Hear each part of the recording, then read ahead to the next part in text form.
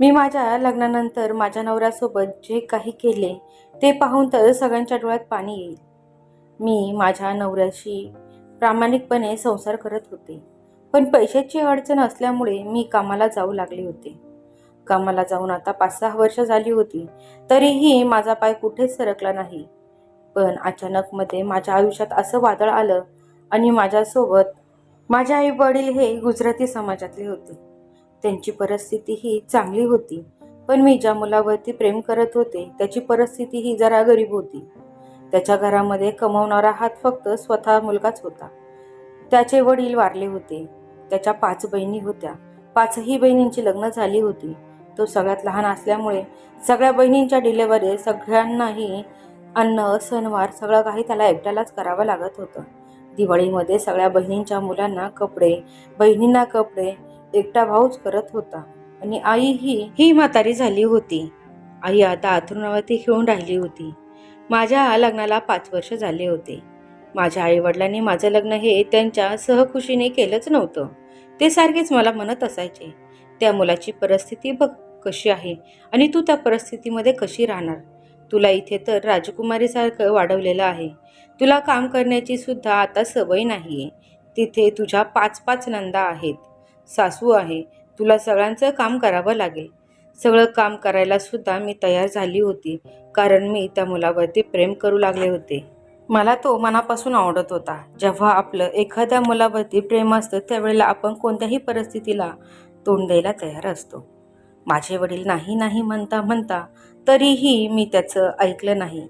मी त्या मुलाशी लग्न केलं. लग्न केल्यानंतर माझे वडील माझ्याशी 2 वर्षे बोलले नाही. माझी आई देखील माझ्याशी बोलली नाही. माझी बहीण आणि माझे आई वडील हे बघितलं असताना सुद्धा कधी समोरून बोलले नाही. मी घरात एकटीच असायची. दिवसभर काम करायचे. सगळ्यांचे जेवण बनवण्यामध्ये वेळ कुठे जायचा, त्याच्यामध्ये पाहुणे सुद्धा सारखे सारखे यायचे. मला आता याची सगळ्यांची अजिबात सवय नव्हती. मी खूपच थकत होते. खूपच तब्येतसुद्धा माझी बारीक झाली होती. सासू थोडंही काम करत नव्हती.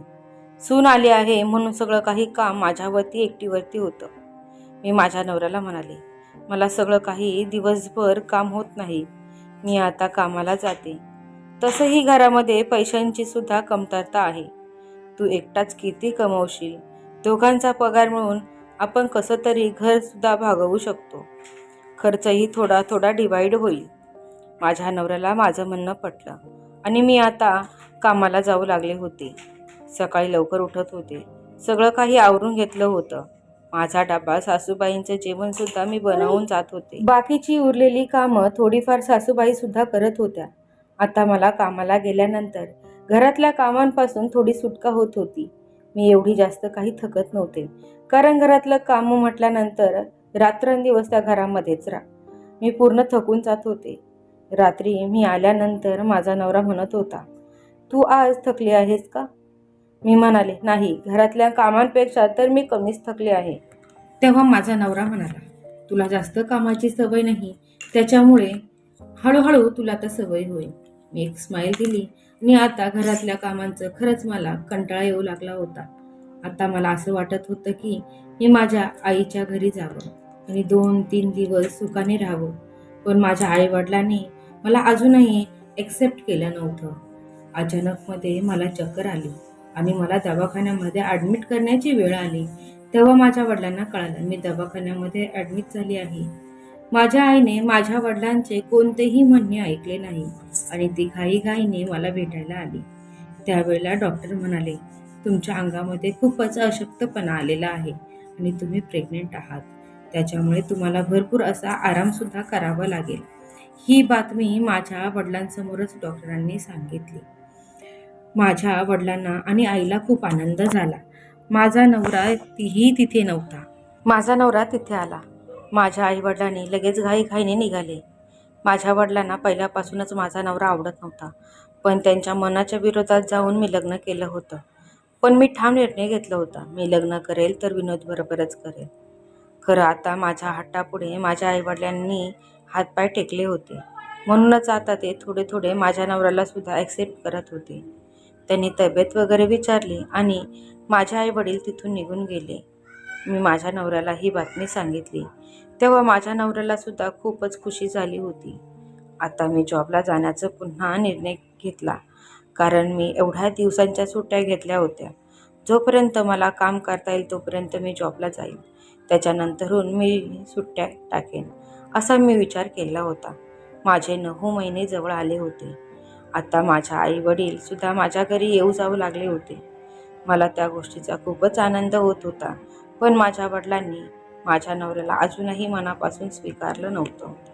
त्याच एका गोष्टीची खंत मला रागून राहिली होती.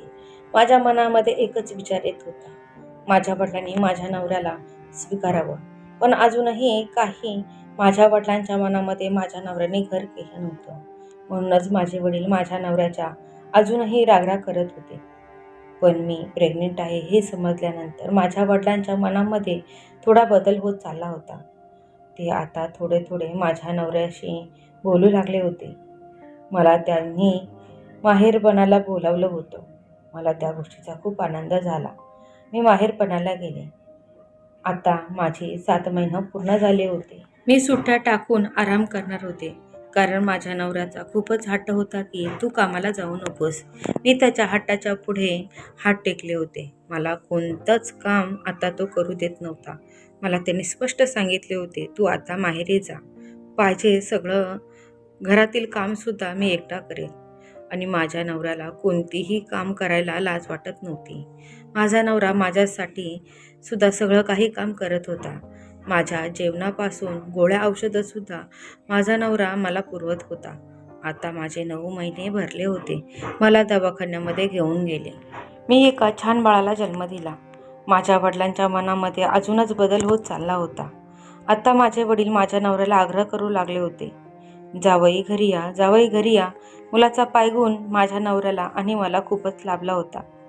सगळ्यांच्या मनामधले दुरावे आता दूर होऊ लागले होते. माझी सासू ही आनंदी होती. नंदाही खूप आनंदी झाल्या होत्या, कारण त्या एकुलत्या एक भावाला मुलगा झाला होता आणि त्या सगळ्या आत्या बनल्या होत्या. सगळ्या काही माझे गोड कौतुक करत होत्या. आता मी माझ्या माहेरी जाण्याचा विचार केला होता. नंतर मला कोणत्याच प्रकारचा आराम करायला भेटणार नाही. माझी पहिली डिलिव्हरी खूपच आनंदात गेली. आता माझ्या मुलाचं काम आणि माझ्या सासूचं काम मलाच करावं लागणार होतं. माझी सासू अंथरुणावरती पडून होती. त्याचं सुद्धा मला करून जॉबला सुद्धा जावं लागत होतं. सगळ्या नंदेंची सुद्धा आता लग्न झाली होती. प्रत्येक जणी प्रत्येकाच्या संसारामध्ये बिझी चाललं होतं. प्रत्येकाच्या संसारामध्ये प्रत्येकाला कोणाच्या संसारामध्ये डोकवायला वेळसुद्धा नव्हता. कोणाची मुलं लहान तर कोणाची मुलं शाळेत जात होती. तसंच माझा छोटा मुलगा शाळेत जात होता आणि मला मुलानंतर छोटी मुलगीसुद्धा झाली होती. पण घरामध्ये माझी सासू त्यांच्याकडे लक्ष द्यायला होती, म्हणून मी कामाला जाण्याचं काही सोडलं नाही. मी सगळ्यांचं सकाळी आवरून आता मी कामाला जात होती. घरामध्ये माझी सासू, मी, माझा नवरा आणि माझी 2 मुलं, आम्ही 5 जण होतो. त्याच्यामुळे माझ्यावरती आता कामाचा लोडसुद्धा येत नव्हता. मला आता कामाची सवयसुद्धा झाली होती, पण मला कामाला जायची आता हुरहुर लागली होती. आता माझी मुलगी 5वीला गेली होती आणि मुलगा 11वीला गेला होता. तेवढ्यामध्ये माझं मन परिवर्तन होत चाललं होतं. माझ्या नवऱ्यामध्ये माझा एवढा जीव असूनसुद्धा माझं मन माझ्या बॉसवरती आलं होतं. माझ्या नवऱ्याला मी कसा धोका देऊ?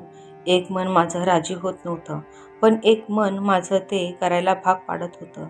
माहिती नाही, पण मला माझ्या बॉसवरती वेगळंच प्रेम तयार झालं होतं. तो माझा बॉस होता म्हणून की काय, आता माझं आणि त्याचं जवळीक वाढू लागली होती.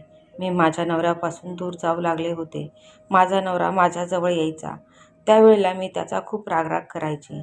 मला काही समजत नव्हतं की मी माझ्या नवऱ्याचा इतका रागराग का करत आहे. त्यांनी तर माझ्यासाठी सगळं घर सोडायला तयार झाला होता. जेव्हा मी प्रेग्नेंट होती त्यावेळेला सुद्धा सगळं काही काम माझ्या नवऱ्याने केलं होतं. अक्षरशः आपली आई जे करू शकत नाही, करणार नाही, ते सुद्धा माझ्या नवऱ्याने केलं होतं आणि मी माझ्या नवऱ्याला धोका देत होते. माझ्या मनामध्ये कुठेतरी चुणचुण होत होती, पण काय करणार, ही गोष्ट आता माझ्या नवऱ्याला सुद्धा समजली होती. माझा आणि माझ्या बॉसचं काहीतरी चालू आहे. त्याचा चेहरा आता खूपच नाराज राहू लागला होता. तो मला कधीही दूर ढकलत नव्हता, पण त्याच्यापासून मी दूर जात होते. तो माझ्या जवळ येत होता, पण मी त्याला दूर करत होती. मला काही समजत नव्हतं की मी काय करत आहे. मला आता फक्त पैशाची हाव लागली होती आणि पैसा कुठून येईल हेच मी बघत होते. मुलांचं शिक्षण डोक्यावरती होतं. नंदांचा सुद्धा खर्च कधी कधी आम्हालाच करावा लागत होता. दिवाळीला सणावाराला 5-5 जणींचा खर्च सुद्धा आम्हा दोघांनाच बघावा लागत होता.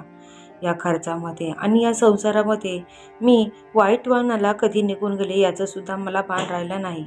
फक्त पैसा आणि पैसाच करत राहिली. पण माझ्या नवऱ्याचं मन कुठेतरी दुखावत होतं. मी त्याच्या मनाचा कधीच विचार केला नाही. आता मलाच माझी स्वतःची लाज वाटत होती. पण काय करणार, आता माझा नवरा माझ्यापासून दूर जात होता. आमचं अंतर आता वाढलं होतं. आमची मुलं आता मोठी झाली होती. माझ्या मुलाला आई सगळं काही समजत होतं. माझी मुलगाही कॉलेजला जाऊ लागला होता. माझ्या मुलाचं आणि त्याच्या वडिलांचं एक विचार झाला होता, पण मी त्यांच्यामध्ये जराशी वेगळीच दिसत होते. कोणतीही गोष्ट माझा नवरा मला न विचारता आता मुलांनाच विचारू लागला होता. घरामध्ये काय आणायचं आणि काय करायचं सगळं काही विचार मुलांचा घेऊ लागला होता. मी एकदम आता परकी होऊन गेली होती. मी फक्त एक पैसा कमवण्याचा जरिया झाली होती. माझी चुकी मला जेव्हा लक्षात आली तेव्हा माझ्या हातातून माझी वेळ निघून गेली होती. माझा नवरा जेवढा माझ्यावरती प्रेम करत होता तेवढा तो दूर निघून गेला होता. फक्त शरीराने तो घरामध्ये होता, मनाने तो फारच लांब गेला होता. या सगळ्या कथा काल्पनिक असून याचा कोणाच्याही जीवनाशी संबंध नाही. जे माझ्या मनात आलं तेच मी लिहिलं, कारण आजच्या जगामध्ये सगळे काही पैशाच्या पाठी लागले आहेत आणि घर परिवार याला आता दूर करत आहेत. त्याच्यामध्ये आपला नवरा मुलं सुद्धा येतात. नवऱ्याचं प्रेम विसरून आता आपण पैशाच्या पाठी लागलो आहोत.